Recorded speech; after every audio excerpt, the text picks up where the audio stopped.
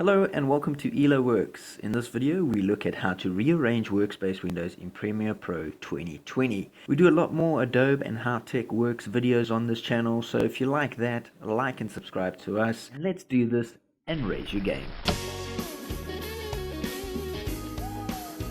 So you open up Adobe Premiere Pro and you take a look at the awesome tabs that they've set up there for the easy flow and use of the windows and arrangement. And you realize, wait a minute, this is not exactly like CS6. How do I change this around? First of all, right at the top, you will see different tabs. Those tabs will help you perfectly. Click on them, see which one works for you. Otherwise, you can go to above those tabs and click on the toolbar under Window, Workspaces, and you'll see a whole list of everything there that you need and what you can do with it.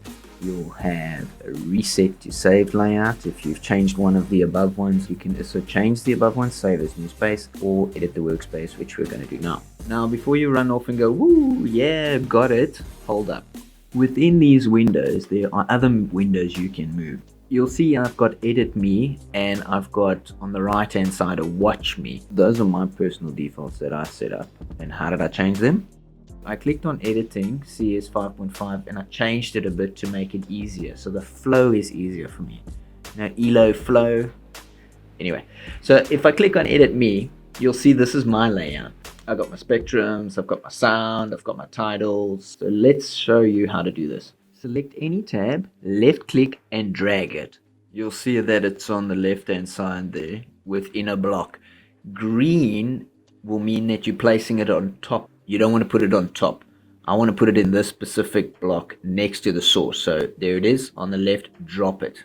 Now I can move it back and forth, I can stretch it a bit. Within these windows, there are other windows you can move. Now what I like to do is move the media duration to my first column, because that shows me how long it is. The second one is video info. That gives you the actual info of the size or resolution of the video.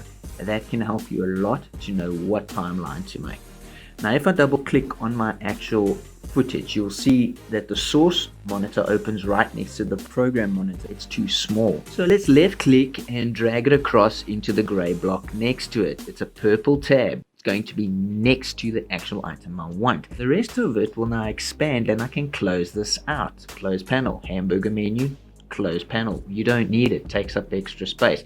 This works really well if you're operating on a single monitor. If you've got two monitors, obviously you can drag them across, which is helpful.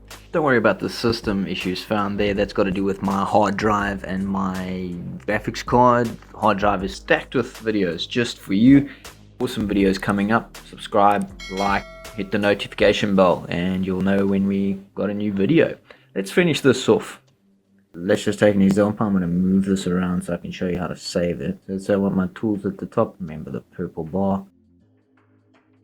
And I click on the hamburger menu and I go save. Left click on that will give me an option. I'm going to name it Audio Tools. I'll go OK. And now it will place it on the right hand side. There it is there. Then I can edit all the workspaces. And now you'll notice that you can't delete the Adobe ones, but my one, like Edit Me, titles, the ones that you create, you can delete. The graphics one, I cannot, because that is the Adobe ones.